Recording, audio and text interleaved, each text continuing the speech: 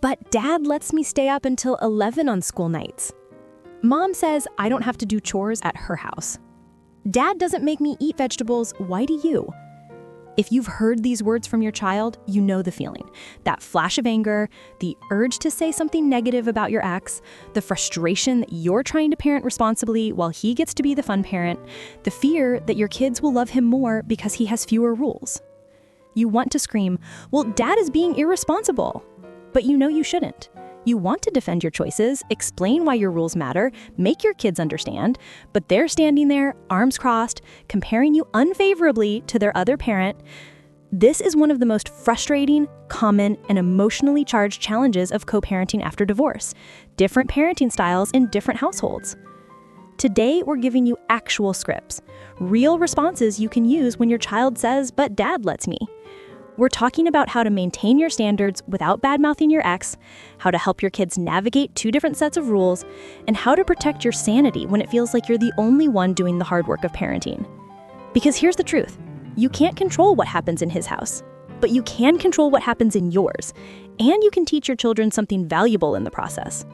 Let's talk about handling different parenting styles with grace, boundaries, and your sanity intact.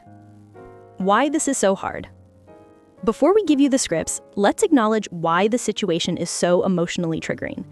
It feels unfair. You're enforcing bedtimes, limiting screen time, making them eat healthy food, doing the hard work of discipline, and he's letting them eat junk food for dinner and stay up late and skip homework. You look like the bad guy, he looks like the hero.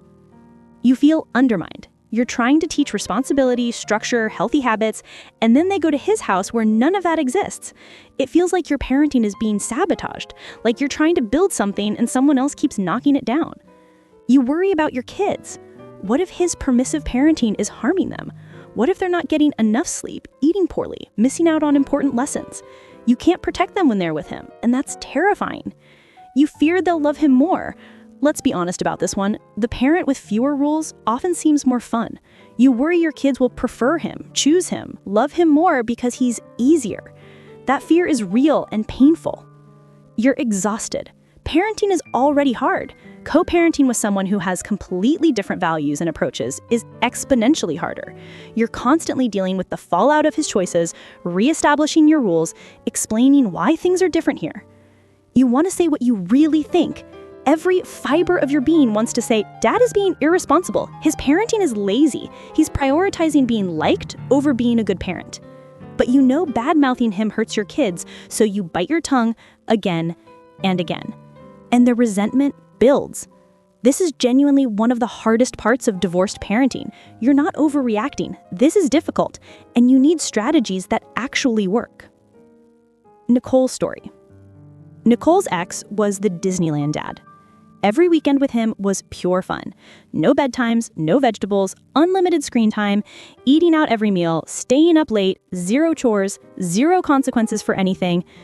Her kids would come home Sunday night, exhausted, overstimulated, full of junk food, and compare her house unfavorably to his. Dad's house is so much more fun. Why are you so strict? Why can't we just have fun here too? For the first year, Nicole tried to explain. She'd say, well, Dad doesn't have you all week. He doesn't have to get you to school in the morning. He doesn't understand that you need structure and routine. But every explanation felt like she was criticizing him, and her kids would defend him. Dad's not doing anything wrong. You're just mean. Nicole realized her approach wasn't working. She was putting her kids in the middle. She was making them feel like they had to choose sides or defend their dad. And she was exhausting herself trying to justify her parenting. So she changed her strategy completely. The next time her daughter said, but Dad lets me stay up until 11, Nicole simply said, that's Dad's choice for his house. In this house, bedtime is 9 on school nights. I know it's different. 2 houses, 2 sets of rules. Her daughter pushed back. That's not fair. Nicole stayed calm. I understand it feels frustrating to have different rules, but every house has its own rules. Even your friends' houses probably have different rules than ours. Dad's house has his rules. This house has mine. And when you're in this house, you follow these rules. Her daughter stomped off angry, but Nicole didn't engage further. She didn't defend, she didn't explain, she didn't criticize her ex. She just held her boundary calmly and consistently. And over time, something shifted. Her kids stopped arguing so much. They knew Mom's house has these rules, Dad's house has those rules. They didn't like it, but they accepted it. And Nicole noticed something else. Her kids actually craved the structure at her house. They wouldn't admit it, but after a chaotic weekend at Dad's, they'd come home and settle into the routine with visible relief. The predictability, the healthy meals, the reasonable bedtimes, they needed it, even if they didn't want it. Nicole told us, I stopped trying to make them understand my reasoning. I stopped defending my choices. I just held my boundaries calmly and consistently. And eventually they stopped fighting me on it. They realized I wasn't going to budge, and more importantly, I wasn't going to trash their dad. That last part mattered. By not badmouthing their dad, Nicole protected her kids' relationship with him. She didn't force them to see his parenting as wrong. She just maintained her own standards without apology. The scripts that work. Let's give you the actual language to use when your child compares your parenting to your ex's. When they say, "But Dad lets me." What not to say? Well, Dad is wrong. Dad doesn't know what he's doing. Dad's being irresponsible. That's because Dad wants to be your friend, not your parent. What to say? That's Dad's choice for his house. In this house, the rule is, state your rule. Dad and I parent differently. When you're here, you follow my rules. I understand it's different at Dad's. 2 houses means 2 sets of rules. This is how we do things here. Keep it short. Don't over-explain, don't justify, don't apologize. Just state the boundary. When they push back, that's not fair. What not to say? Life's not fair. When you're an adult, you can make your own rules. If you don't like it, go live with your dad. Never say this, even in anger. What to say? I know it feels frustrating to have different rules in different places, but this is the rule in this house. I know it's easier if everything was the same, but Dad and I have different approaches, and that's okay. I understand you're angry. You can be angry and still follow the rules here. Validate the feeling without changing the boundary. When they say, I like Dad's house better. What not to say? That's because he spoils you and I actually parent. Of course you do, because he has no rules. That hurts my feelings. What to say? I'm glad you enjoy time at Dad's house. You can love both houses, even if they're different. It's okay to have different feelings about different places. I still love you, and you still have rules here. I hear you, and the rule in this house is still state the rule. Don't take it personally, even though it feels personal. Don't make them feel guilty for their feelings. When they try to play you against each other, Dad said you're too strict. What not to say? Well, Dad's too lenient. Dad shouldn't be talking about me to you. What else did Dad say? Don't pump them for information. What to say? Dad and I have different parenting styles. That's between us. Let's focus on the rule in this house. I'm not going to talk about what Dad said. What I will tell you is my expectations here are state the rule. You don't need to carry messages between us. If Dad has concerns about my parenting, he can talk to me directly. Don't engage with the triangulation. Shut it down gently, but firmly. When you genuinely think his parenting is harmful, this is the hardest one. What if his lax parenting is actually damaging your child? You still can't badmouth him, but you can document concerns for potential court modification if necessary. Talk to your child's therapist about strategies. Focus on mitigating harm in your own home. Have age-appropriate conversations about choices and consequences. Example, if your teen comes home from Dad's having not done homework all weekend, don't say, your dad is so irresponsible for not making you do your homework. Do say, I understand Dad's house has different expectations about homework. In this house, homework gets done. Let's figure out how to get caught up. What's your plan? Put the responsibility on the child, not on criticizing the ex. Teaching your kids to navigate 2 worlds. Here's what women who've successfully navigated this told us. You're not just setting boundaries, you're teaching your children valuable life skills. You're teaching them that different environments have different expectations. School has rules, home has rules, grandma's house has rules, dad's house has rules. This is normal. They need to learn to adapt to different contexts. That's a life skill. When you calmly enforce your rules without trashing your ex's rules, you're teaching them people have different values and approaches. You need to respect the rules of whatever environment you're in. You're teaching them that love doesn't require sameness. They can love both parents even though both parents are different. They don't have to choose. They don't have to pick whose approach is right. They can love you both and accept that you're different people with different parenting styles. You're teaching them to think critically. As they get older, they'll start to notice the consequences of different parenting approaches. The kid who never has a bedtime is exhausted at school. The kid who eats junk food all the time doesn't feel well. The kid with no chores doesn't develop responsibility. You don't have to point this out, they'll figure it out. And when they do, they'll understand why you had the rules you had. You're modeling emotional maturity. When you resist the urge to badmouth your ex, when you hold boundaries without defending yourself, when you validate their feelings while maintaining your standards, you're showing them what healthy emotional regulation looks like. This is hard, but it's valuable. You're teaching them lessons that will serve them their entire lives. Maintaining your sanity. Let's be real, this is exhausting. How do you maintain your own sanity while dealing with this constantly? Stop trying to control his house. This is the hardest but most important shift. You cannot control what happens when your kids are with him. You can't. Accept that. Grieve it if you need to, but accept it.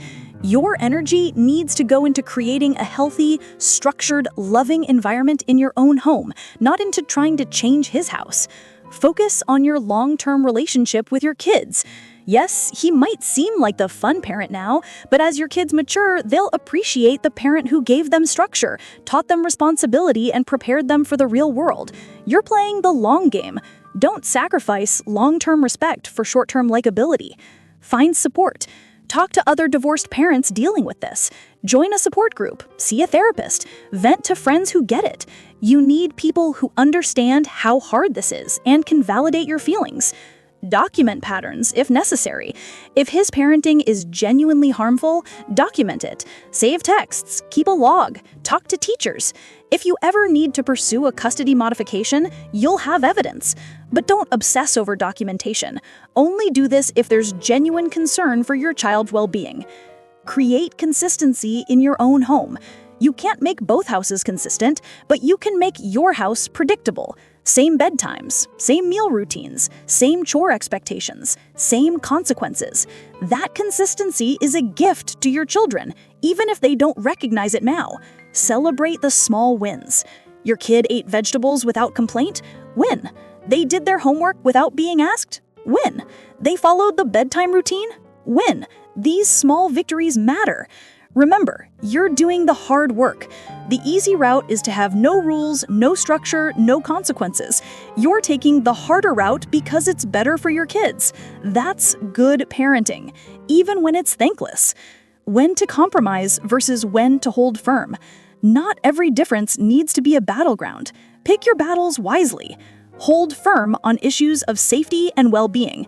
Adequate sleep, proper nutrition, completing schoolwork, safety rules like car seats, helmets, etc., medical or dental care, age-appropriate supervision. These are non-negotiable. Your house, your rules, period. Consider flexibility on preference issues, whether they make their bed, what clothes they wear, within reason, how they spend free time, food preferences, as long as they're eating something nutritious, room decoration. If it's not a safety or character issue, maybe you can be flexible. Pick the battles that actually matter. And remember, your ex might have valid points sometimes. Maybe your bedtime is too early. Maybe your screen time limits are too restrictive. Maybe you could be more flexible about certain things. Be open to self-reflection. Just because you're different doesn't mean you're automatically right and he's automatically wrong. Consider whether some of your rules need to be adjusted. But trust your instincts. You know your kids. You know what they need. Don't second-guess yourself just because he does things differently. For your kids' sake, here's what every divorced parent needs to remember. Your kids are watching how you handle this. If you badmouth your dad, you're teaching them it's okay to disrespect their parent. You're forcing them to choose sides. You're putting them in an impossible position.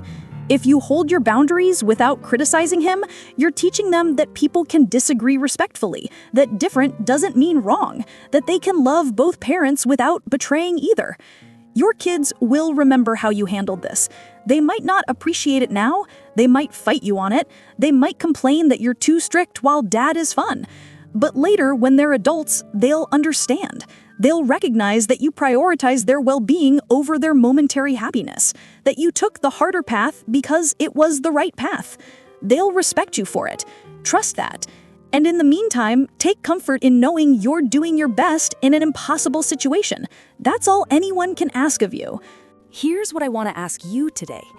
What's your biggest struggle with different parenting styles between houses? What does your child say that triggers you the most? What scripts or strategies have worked for you? Share in the comments. This community is full of divorced parents navigating this exact challenge. Your experience might help someone else, and you might find the support and validation you need. Because this is hard. It's one of the most frustrating aspects of co-parenting, and you're not wrong for feeling angry, hurt, or exhausted by it. But you're handling it. You're showing up. You're maintaining your standards even when it's thankless. You're protecting your kids from adult conflict, even when you want to vent. You're playing the long game, even when the short game feels defeating. That's good parenting, even when it doesn't feel like it, even when your kids don't appreciate it, even when your ex seems to get all the credit for being fun. You're doing the right thing. Hold your boundaries, validate their feelings, refuse to engage in badmouthing, stay consistent, and trust that it's all building towards something important. In our next video, we're finally diving into rebuilding your identity after divorce. We've been promising it throughout this series, and it's time. Who are you beyond mom, beyond ex-wife? How you rediscover yourself? We're covering it all. Until then, stay strong, stay consistent, and remember, but dad lets me doesn't change your rules. It just means dad's house is different, and that's okay. Your house, your rules, your values. Don't apologize for them. You've got this, and we've got you.